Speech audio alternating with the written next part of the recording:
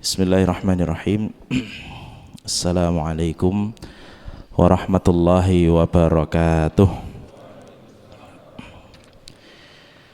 Alhamdulillahi rabbil alamin. Wa bihi nasta'inu ala umuri dunya waddin. Asyhadu an la ilaha illallah wahdahu la syarikalah wa asyhadu anna Muhammadan abduhu wa rasuluh. Allahumma salli wa sallim ala nabiyyina Muhammad wa ala alihi wa sahbihi ajma'in. Amma ba'du, fa subhanaka la ilma lana illa ma 'allamtana innaka antal alimul hakim. Rabbi shrah li sadri wa yassir li amri wahlul 'uqdatam min lisani yafqahu qawli. Bapak Ibu jamaah dimuliakan Allah Subhanahu wa taala.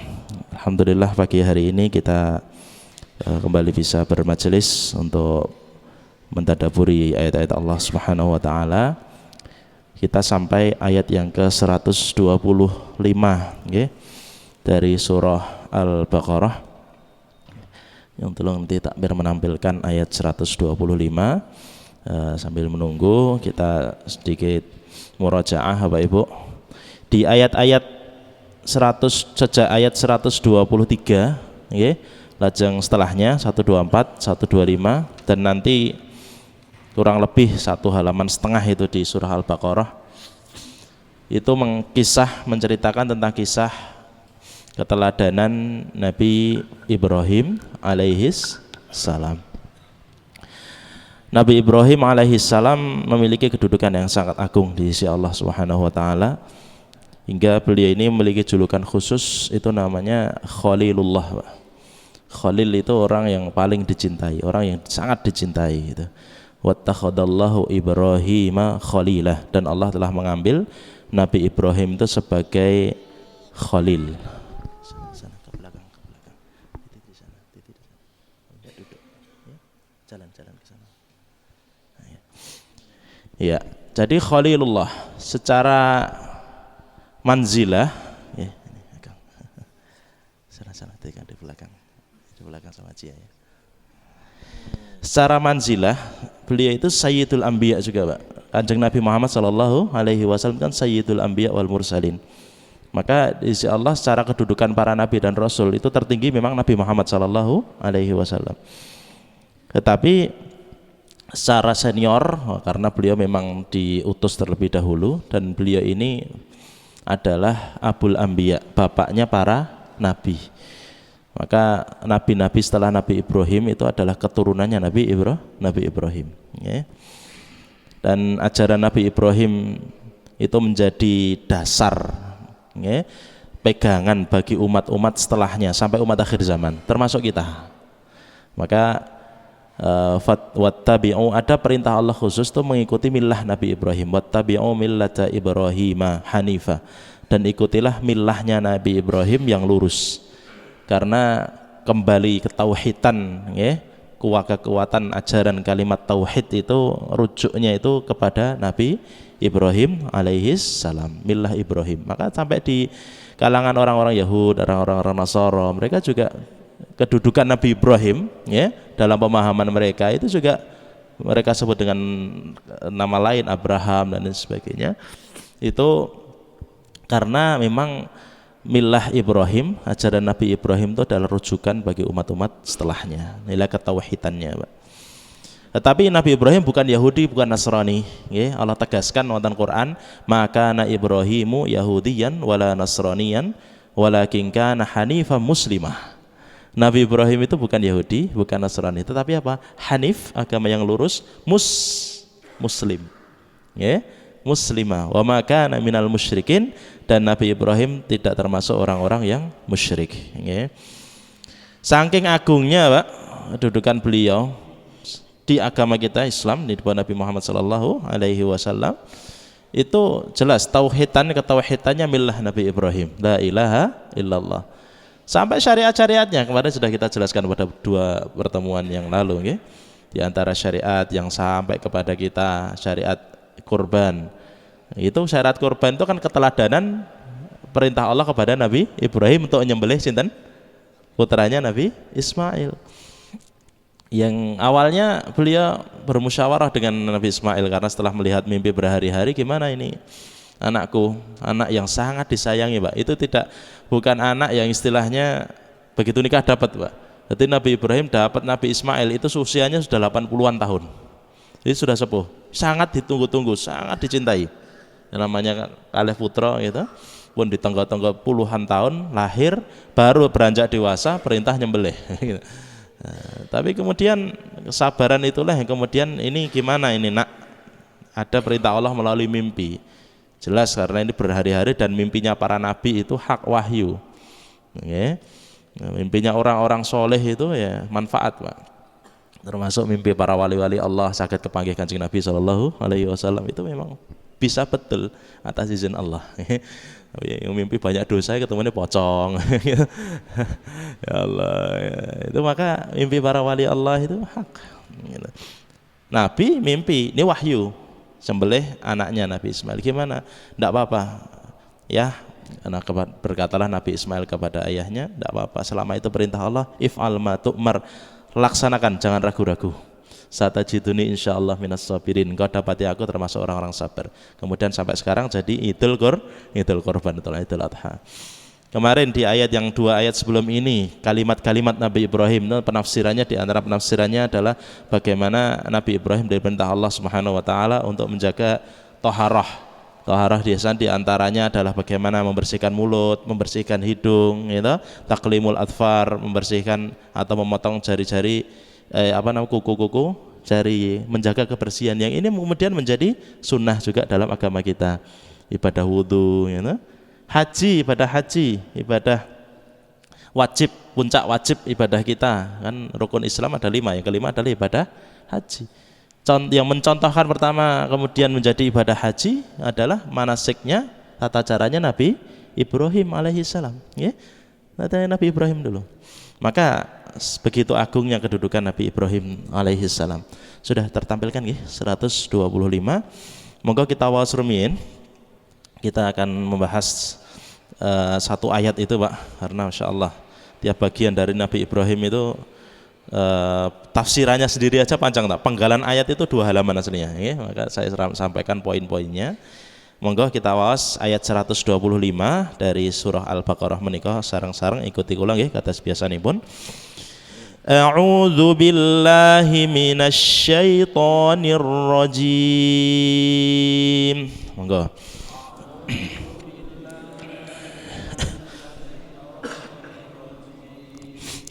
Bismillahirrahmanirrahim.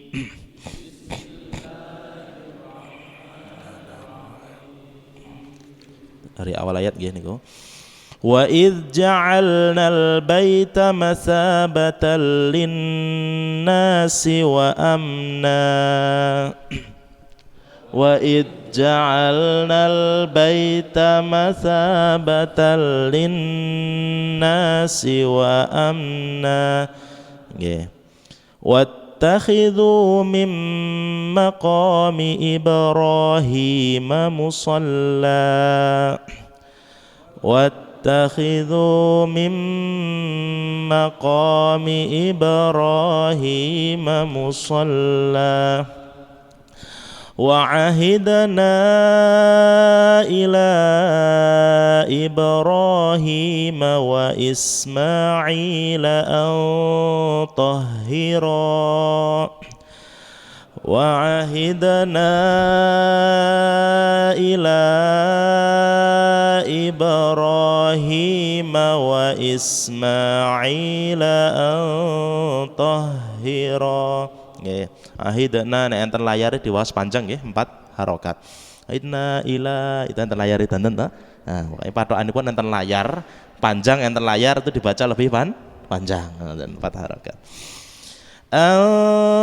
Tahhira baitiya lit-taifina wal-'akifina war-ruk'is sujud.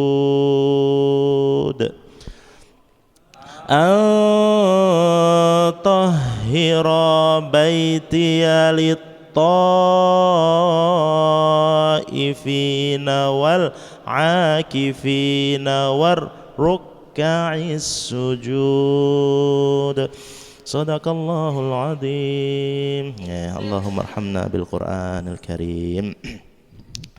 Nggih, Bapak Ibu, penggalan ayat yang setengahnya kemarin sudah kita bahas pada tafsiran pekan lalu, saya sedikit ulangi nggih. Wa ij'alnal baita masabatan linnasi wa amna, dan kami telah menjadikan al-bait. Al-bait di situ dimaksud Baitullah.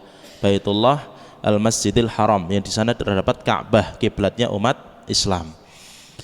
Masabatan linnas, tempat berkumpul bagi manusia untuk menunaikan ibadah haji tentunya. Kemudian ibadah umrah, bertawaf di sana, iktikaf di sana, sholat di sana, dari seluruh penjuru dunia sejak zaman dahulu, Pak. Sejak zaman Nabi Ibrahim alaihissalam itu tempat berkumpul bagi manusia sampai ribuan tahun, sampai zaman kita itu semua umat Islam, ya, kita tentunya kalau ditanya mau ke Baitullah mboten urun, ya, dan ada jiwa-jiwa yang di mana itu merasa senantiasa terikat kepada sana, Pak. Dan subhanallah itu tidak sekali dua kali, Pak. Orang melihat Ka'bah itu kan, kalau lihat gambarnya itu, kalau lihat aslinya, ya Allah, gitu. Dan dia kotak Ka'bah itu benda mati aslinya. Tetapi kenapa Allah jadikan itu tempat yang barokah, dan Allah perintahkan Ka'bah itu tempat untuk kiblat seluruh umat Islam. Dan tempat yang Masjidil Haram dan juga tanah haram adalah tempat yang diberkahi oleh Allah karena doa Nabi Ibrahim alaihissalam. Nanti kita bahas di 2 ayat setelah ini. Wa amna, dan Allah telah menjadikan Baitullah itu adalah tempat yang aman.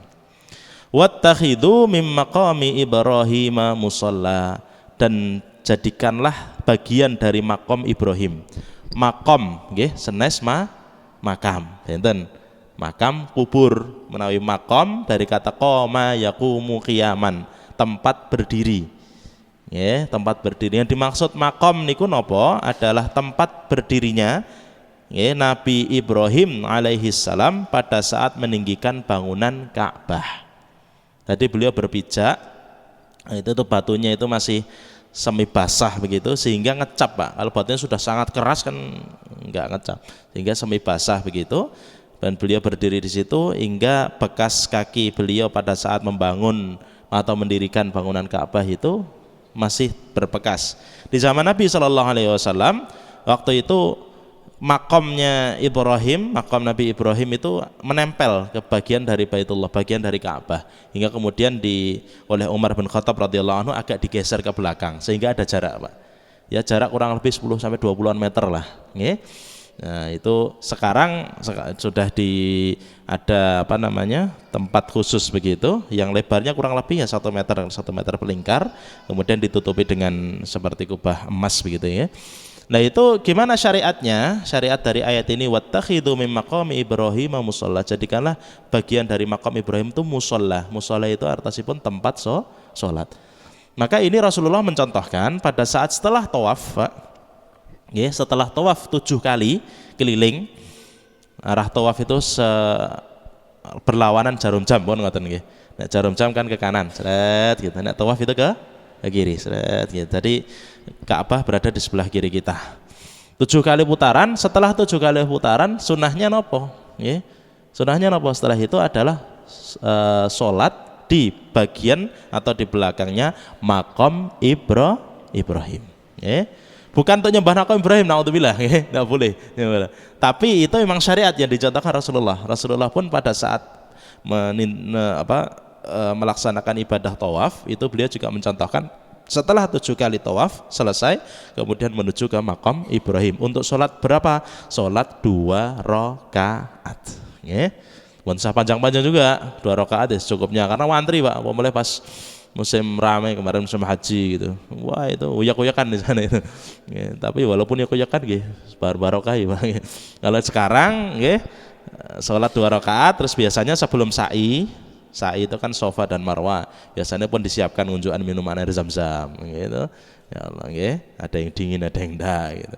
Tapi intinya wattakhidhu mim maqami Ibrahim musalla, ini perintah Allah untuk menjadikan bagian dari makam Ibrahim itu tempat sholat 2 rakaat saja, tidak usah panjang-panjang, dengan maos kulhu nggih hangsal nggih.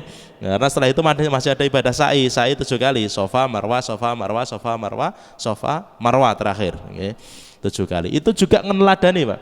Sekali lagi ibadah haji nih, sak tawaf, salat setelah tawaf dekat makam Ibrahim. Setelah itu sa'i, Safa dan Marwah. Itu neladani sinten, Pak? Siti Hajar. Siti Hajar sinten? Istrinya Nabi Ibrahim alaihissalam. Dijadikan ibadah itu. Agungnya kehidupan Nabi Ibrahim itu, Pak. Setiap bagian dari kehidupan beliau itu menjadi contoh bagi kita. Itu Siti Hajar, Pak, yang membawa Nabi putranya Nabi Ismail, yang kemudian tidak, itu perintah Allah. Pokoknya Nabi Ibrahim itu, jadi perjalanan kehidupan Nabi Ibrahim itu tidak satu tempat, 4 tempat, Pak. Pertama, beliau diutus oleh Allah di daerah Irak sekarang. Menaman sekarang masih Irak. Kemudian setelah Irak ini dakwah ke kaumnya, dan kaumnya pada memusuhi Nabi Ibrahim alaihissalam. Namanya Nabi pembawa kebenaran tuh dimanapun mesti enten semboten seneng pun, ya, sekelas Nabi. Kalau kita sekarang ajak kebaikan, lah kok enten semboten seneng biasa, ngeten nggih. Wah, ndak usah, aku jane ngejak apik-apik kadang gitu loh. Aku jane nyontohke nggih apik, ngejake nggih apik salat, tapi kok malah misuh-misuh gitu. Nabi Ibrahim enggak nuwun sewu, enggak cuma dipisuhi gitu loh. Dikata-kata kotor, kadang diludahi, dilempari, biasa, Pak, gitu. Itu tantangan kebenaran gitu loh, nggih. Tantangan kebenaran. Namanya dunia itu darul ibtila, tempat dunia itu tempat ujian. Ya, Allah ingin membedakan antara hak dengan batil gitu. Yang namanya hak batil itu ada sampai hari kiamat. Gitu. Gembongnya kebatilan itu siapa? Iblis. Laknatullah alaihi. Iblis itu diberikan penangguhan Allah sampai hari kiamat. Maka selalu ada, Pak. Dalam kehidupan kita selalu ada. Kehidupan keseharian kita enten suang saya, enten ingkang boten sae. Kehidupan bermasyarakat kita enten ingkang taat, enten ingkang maksiat. Itu, Pak. Kehidupan bernegara kita gitu. Ada juga antara enggak usah masuk. Tapi intinya mesti ada, Pak. Orang yang perjuangan kebaikan, begitu juga sebaliknya. Mesti ada. Maka di mana kita berada, lah itulah pilihan kita. Begitu. Kisah Nabi Ibrahim mencontohkan kita. Di antara kisah dalam kehidupan Nabi Ibrahim, itu beliau kan dibakar dengan api. Dibakar dengan api oleh raja namanya Namrud bin Kan'an. Raja Namrud gitu loh. Itu namanya Raja Namrud bin Kan'an. Itu karena kaumnya itu marah kepada Nabi Ibrahim. Dan Nabi Ibrahim itu menunjukkan bukti sebenarnya, Pak. Kan mereka kaumnya itu penyembah berhala, Pak. Termasuk bapaknya. Jadi Ibrahim itu tantangannya berat sekali, Pak. Bapaknya penyembah berhala, enggak cuma penyembah berhala, bapaknya Ibrahim itu pembuat berhala. Jadi tukang damel patung-patung gitu loh. Namanya Azar. Ya, Allah juga sebutkan di surat Al-An'am, ayahnya Nabi Ibrahim Azar. Ya. Itu pembuat patung-patung. Dakwah kepada ayahnya sudah sampaikan dengan baik-baik, ya, dengan cara yang baik-baik pula. Nabi Ibrahim itu nyebut bapaknya masih menggunakan bahasa ya abati, wahai bapakku, Pak, alon-alon cara Jawane, Pak, waktu Pak gitu. Itu ya abati itu bahasa panggilan ayah yang halus dalam bahasa Arab. Gitu. Ya abi biasa, ya abati, wah itu lebih halus lagi begitu. Tapi Nabi Ibrahim, bapaknya musyrik jelas, pembuat berhala, penyembah berhala, pembuat berhala. Tapi manggil ya abati, kasih sayang luar biasa dari Nabi Ibrahim. Ya, tidak nerima apinya. Qala araghibun anta an aliyati ya Ibrahim. Ibrahim, gak seneng tak aku gawe berhala ngene iki. Wes lunga kono. Itu diusir, Pak. Ya Allah, ya. Dakwah kepada kaumnya sampai akhirnya dia pernah kemudian kaumnya pas pergi dihancurkanlah berhala-berhala yang ada disembah oleh mereka itu. Hingga kapaknya itu terakhir dikalungkan ke berhala yang paling besar. Itu kisahnya ada surat Al-Anbiya itu. Dikalungkan. Hingga kembali kaumnya, "Loh, sapa kok remuk kabeh iki? Remuk semua ini berhala-berhala yang kita sembah," gitu. Kemudian mereka berqaulu sami'na fatan yuqalu lahu Ibrahim. Kami mendengar seorang pemuda namanya Ibrahim itu yang hancurkan, ditangkap akhirnya, Pak. Nabi Ibrahim jawabnya ya dengan logika juga. Loh, ini sekarang kapaknya di mana? Lah kapaknya itu di kalung dibawa oleh yang paling besar. Fas'aluhum in kanu yantiqun. Kalau gitu tanya saja yang bawa kapak ini sing ngancurke sapa gitu. Mereka kemudian nunduk, Pak, summa nukisu ala ru'usihim. Iya ya, lah kan iso ngomong kabeh gitu, Pak. Berhala iki terus tekoke piye? Akhirnya mereka itu sebenarnya menyadari dari dalam hatinya, ini yang mereka sembah ini hanyalah patung saja. Patung ya, berhala, itu ya berhala itu ya, hancurkan sudah nggak bisa disembah lagi. Mau ditanya siapa yang menghancur nggak bisa. Akhirnya mereka itu kemudian seribut, ya wis lah, saking marahnya kemudian dibakarlah Nabi Ibrahim alaihissalam. Atas izin Allah Subhanahu wa taala, api yang aslinya panas kuni bardan wa salaman ala Ibrahim. Api jadilah engkau sejuk, dingin, jangan bakar Nabi Ibrahim. Nah, ada menarik Pak di kejadian itu, Pak. Ternyata ada di sana dua makhluknya Allah. Yang satu adalah cicak, yang satu burung pipit. Cicak itu melu nyebul, Pak. Jadi cicaknya nyebul ya. Nyebul geni yang gede. Itu mboten tambah gede tambah. Burung pipit ambil air, Pak. Ngambil air, burung pipit kecil ambil air, dicipratkan ke apinya Nabi Ibrahim dengan maksud apa? Agar membantu agar api itu padam. Tapi padam napa mboten? Nggih mboten padam janipun. Cicak nyebul nggih mboten tambah gede, tapi itu menunjukkan di mana mereka berada. Lah, gitu loh. Cicak walaupun ini semburannya ini nggih mboten gedhekke geni, tetapi menunjukkan bahwanya cicak itu mendukung Raja Namrud dan kaumnya untuk membakar Nabi Ibrahim. Maka sekarang cicak itu boleh dibunuh dalam syariat kita. Cicak itu boleh dibunuh. Maka boleh, salah satu hewan yang boleh dibunuh. Jenengan ajeng keplak, ajeng jepret kayak karet gitu. Asal mboten disiksa nggih. Siksa peteti sik kowe mbiyen sing anu to mbahmu sing anu Nabi Ibrahim to. Dipeteti sik saya udah dibunuh aja. Dibunuh aja boleh dibunuh. Cicak itu boleh dibunuh, nggih. Semut yang enggak boleh sembarangan gitu. Secara umum ada hewan di antara cicak sampai sekarang boleh dengan nonton cicak bunti ceplak kita angsal. Sedangkan burung pipit itu air ceprit-ceprit gitu aja kecil. Itu enggak tambah mati juga apinya. Tetapi menunjukkan bahwasanya burung pipit ini ingin membela Nabi Ibrahim. Bayangkan, Pak. Itu tidak mempengaruhi. Kadang maka dari itu sekarang implementasinya gimana? Ada hak dengan batil di depan kita. Mungkin kita kalau berbicara, mungkin kita kalau mungkin sekarang di medsos rame gitu ya. Kita mungkin nggak pengaruh, Pak. Tulisan kita di medsos mau nulis 10 lembar, mungkin nggak merubah negara ini. Tetapi di situ di mana kita berada dalam kebenaran, gitu loh. Kalau ada maksiat LGBT misalnya datang ke Indonesia, rame itu sebentar lagi konsernya itu, jadi tondak itu ya. Nah, konser yang tiketnya saja war tiket itu rebutan, war tiket itu war perang tiket.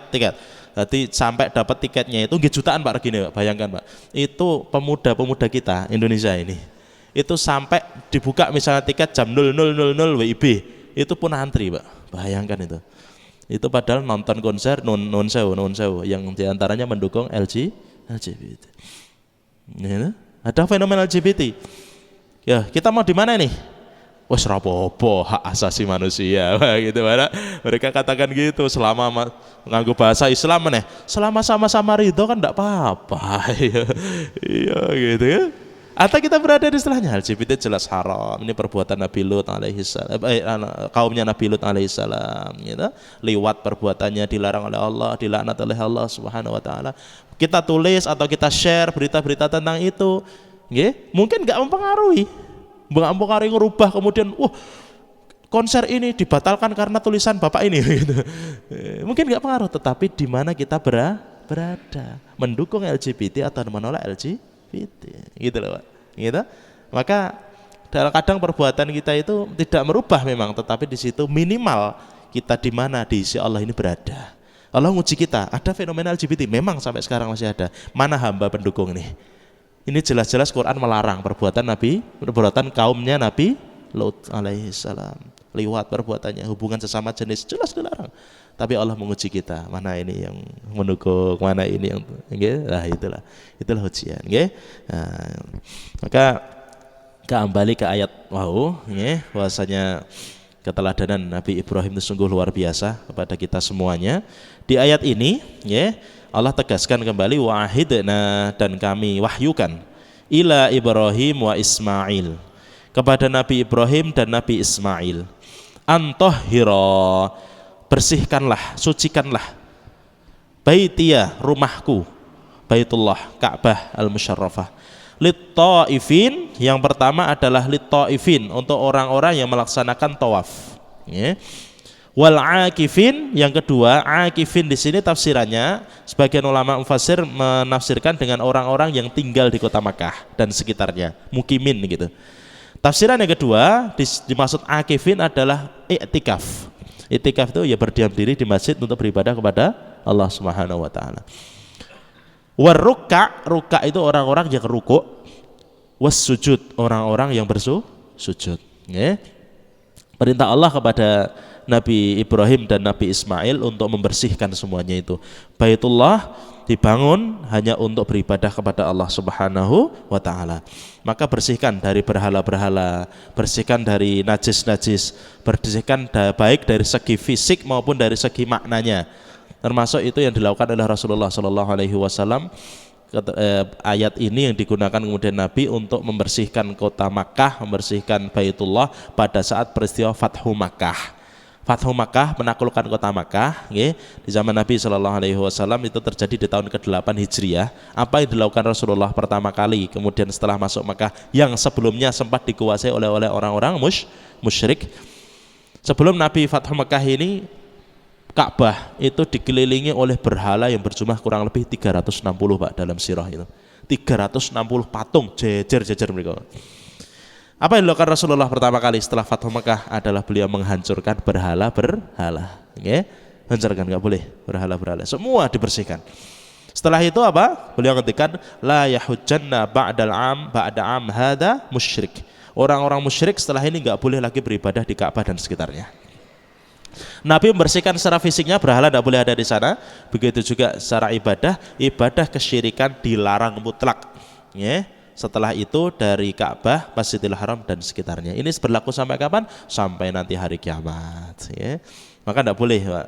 Yang sampai sekarang hukum ya berlaku. Yang boleh masuk ke tanah haram itu hanya orang-orang yang mentauhidkan Allah, orang-orang yang muslim. Orang-orang musyrik dilarang untuk masuk ke tanah haram, terutama daerah Masjidil Haram, apalagi mendekat ke Ka'bah Al-Musyarrafah. Karena itu perintah dari Rasulullah Sallallahu Alaihi Wasallam. Kenapa Allah sebutkan lit taifin, nanti 4 ibadah Pak, ya, di Baitullah. Taifin, tawaf. Kenapa disebutkan pertama? Karena tawaf hanya bisa dilakukan di Masjidil Haram. Okay. Tawaf hanya dilakukan di Masjidil Haram, kekhususan. Ternyata tawaf ke daerah Iran gitu ya. Haji ke itu Syiah Pak. Tawafnya ngelilingi apa damelan Ka'bah itu tidak boleh, hanya satu saja, yaitu di Ka'bah, Masjidil Haram. Yang kedua, Allah sebutkan akifin, i'tikaf. Kenapa i'tikaf? Karena i'tikaf hanya bisa dilakukan di masjid. Ya, secara hukum fikih, i'tikaf itu dilakukan di masjid. Ya, Masjidil Haram maupun masjid yang lain. Kemudian rukuk sujud kan di sholat. Sholat ini bisa dilakukan di masjid juga di luar masjid. Maka Allah urutkan ini kekhususan. Tawaf hanya di Masjidil Haram. Akifin, i'tikaf hanya di masjid, Masjidil Haram maupun yang lainnya. Rukuk sujud sholat, artinya masjid boleh, di luar masjid juga boleh. Selama bukan tempat-tempat yang najis. Kamar mandi, gitu, tempat-tempat najis, kandang yang memang di sana kandang, tapi ini ada khilaf di antara ulama. Sedikit saya masuk ranah fikih, kandang, okay, ada yang memang tidak bolehkan karena itu kotor. Ada di antara ulama yang mengatakan selama hewan itu adalah hewan yang boleh dimakan dagingnya, makulul lahm, kambing, sapi, itu kotorannya tidak najis pada kita. Itu sebagian ya. Itu di dalam sedikit saya sebutkan ada bahasa fikih di sana. Maka ada yang mengatakan bahwasanya sholat di marabidil ghanam, di kandang dekat di sekitar kandang sapi maupun kandang domba itu boleh, ya. Boleh. Nah, jenengan ngerasa gak nyaman tidak usah, gitu. Tapi itu ada ulama yang membolehkan. Tapi nek kotoran gitu singgir-singgir. Tapi secara hukum ya, kita berbicara hukum ya Pak, ya. Nah, hukum ada yang membolehkan. Nah, ada ulama yang enggak bolehkan. Ini kotoran, selama kotoran ini najis gitu. Ya. Selama bukan tempat-tempat yang kotor ya. Kalau seperti Nuwun Sewu, tempat kotor, tempat buang air gitu ya, jelas itu najis karena dari manusia jelas najis. Ya, atau kalau selain tempat yang kotor, nggih, di mana itu kebun, pantai, nggih, di mana boleh Pak, karena wa ju'ilat liyal ardu masjidan wa tahura. Allah telah menjadikan, Rasulullah, Allah telah menjadikan untukku seluruh permukaan bumi ini selama bukan tempat najis itu sebagai masjid dan sebagai tempat untuk bersuci. Terutama jenengan susah air misalnya, hanya berada di daerah gurun pasir misalnya lagi, susah air misalnya, sucinya gimana? Ya sudah menggunakan tanah yang ada. Sholatnya di mana? Di situ saja. Boleh Pak. Itu. Saya pernah praktekkan dulu, awal kali mempraktekkan. Itu waktu itu sholat di daerah pantai, ya. Daerah pantai karena musola jauh, masjid juga jauh, terus sama syekh sama semua teman-teman pondok waktu itu, sholatnya ngenten pantai ya Pak. Sholat itu pantai. Ya udah. Mau jereng sajadah gitu saja, campur pasir, tahu wush gitu, kena pasir gitu. Tapi boleh, gitu. Secara hukum, sholat itu boleh dilaksanakan walaupun tidak di masjid, gitu. Terutama pada tempat-tempat yang memang kita jauh, dengan perjalanan jauh, wah wes waktunya sholat, masjidnya 10 kilo lagi, wah, masih jauh gitu. Ya sudah mandek sih, kalau mau istirahat, terus sambil sholat di sana. Cari tempat, walaupun musolanya tidak ada juga, ya sudah, itu ada tanah kosong, bersih ya Pak tempatnya, itu boleh langsung digunakan untuk sholat. Ngerti nggih? Ini secara hukum mungkin akan terjadi dengan pas perjalanan nanti, nggih, mungkin mendapati kondisi seperti itu, maka tidak usah dipaksakan ngulai masjid terus pun lewat waktale enggak. Atau kalau kecuali waktu masih cukup nih, nanti kita jamak sekalian gitu, tidak apa-apa. Tapi kalau ini waktu sudah mepet nih, yes, kita berhenti saja, cari tempat yang kosong. Di manapun tempat itu selama itu bisa digunakan untuk sholat, gunakan untuk sholat. Saya dulu pernah ke Singapura Pak, itu nyari musola itu ya Allah susahnya minta ampun. Ini masjidnya ngendi? Saya sama teman saya yang memang tinggal di sana. Terus biasanya sholat, kita bawa sajadah. Sholatnya di mana? Di bawah apa nih Pak? Unda-undaan. Ini enten unda-undaan atau ini kita, ten mall nih kan enten pintu darurat ya. Buka pintu darurat. Ya sholatnya kita di sini. Wah, musola nih, enek mau bahasa bayangnya kayak Indonesia. Setiap mau enek musola, tidak ada musolanya. Terus sholatnya di mana? Lah itu Pak, orang-orang Eropa di negara-negara yang minoritas tuh Muslim itu. Ya sudah sholatnya di taman-taman, ya. Di bawah benar-benar di bawah tangga Pak. Wudunya di mana? Di wastafel. Ya, di wastafel lah pripun gitu. Rotan nalasi ya ben gitu. Dibersihkan gitu. Terus bawa sajadah, biasanya bawa sajadah kecil, bawah apa namanya lift gitu yang memang di tangga darurat gitu loh. Ya udah bisa aja sholat di situ, gimana lagi ya. Maka gitu secara hukum mungkin akan hadapi nanti suatu hari, tidak usah memaksakan musola nanti sampai habis waktunya, enggak. Dimanapun tempat itu bisa digunakan untuk sholat selama bersih dari najis. Maka Bapak Ibu, sudah 5:30 lebih ya. Ini yang kita bahas pada hari ini, insya Allah nanti kita akan lanjutkan kembali ayat selanjutnya 126 dari surah Al-Baqarah sampai nanti ayat-ayat tentang kemuliaan dan kepribadian Nabi Ibrahim yang kita ambil pelajaran hidupnya nggih, untuk kita semuanya. Mugi-mugi manfaat enten lepatipun dalam nyuwun pangapunten. Kita tutup bersama dengan hamdalah bersama-sama. Alhamdulillahirabbil alamin. Doa kafaratul majelis, subhanakallahumma bihamdika asyhadu an la ilaha illa anta astaghfiruka wa atubu ilaik. Alhamdulillahirabbil alamin. Wassalamualaikum warahmatullahi wabarakatuh.